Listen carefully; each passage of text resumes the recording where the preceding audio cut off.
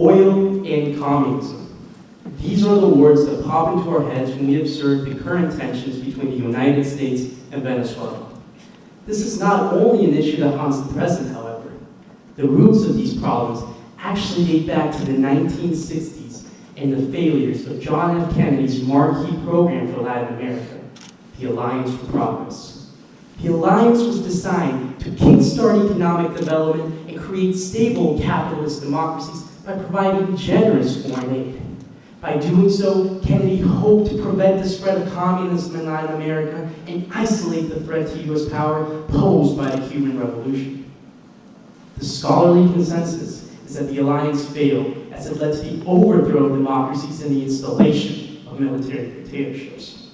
However, in the case of Venezuela, historians have argued that the Kennedy administration's policies were actually essential to establishing democratic governance under the leadership of Romulo Betancourt.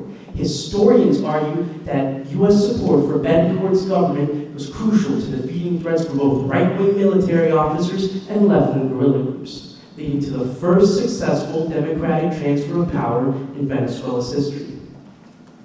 My thesis re-examines this conclusion. I argue that instead, the Alliance for Progress exacerbated issues at the heart of the Venezuelan state.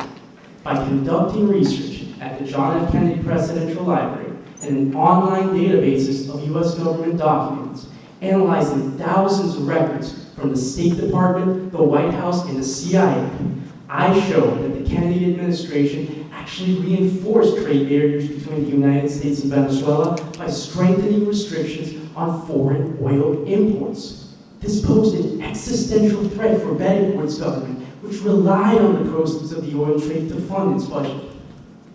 The alliance then complicated this issue, as Kennedy and Betancourt very publicly forged a partnership to combat communism. It became more and more important for Betancourt to show the Venezuelan people it resulted in equitable trade. This was because his government's stability hinged on its management of the Venezuelan oil industry. Therefore, U.S. and Venezuelan officials collaborated to sell the alliance in a positive light to the Venezuelan public. As a result, though Venezuelan oil's U.S. market share declined precipitously during the 1960s, the Venezuelan state doubled down on its dependence on oil to hold the nation together. And by never breaking this dependence on oil, the Venezuelan people are left to pick up the pieces of the failures of the Alliance for Progress. Thank you.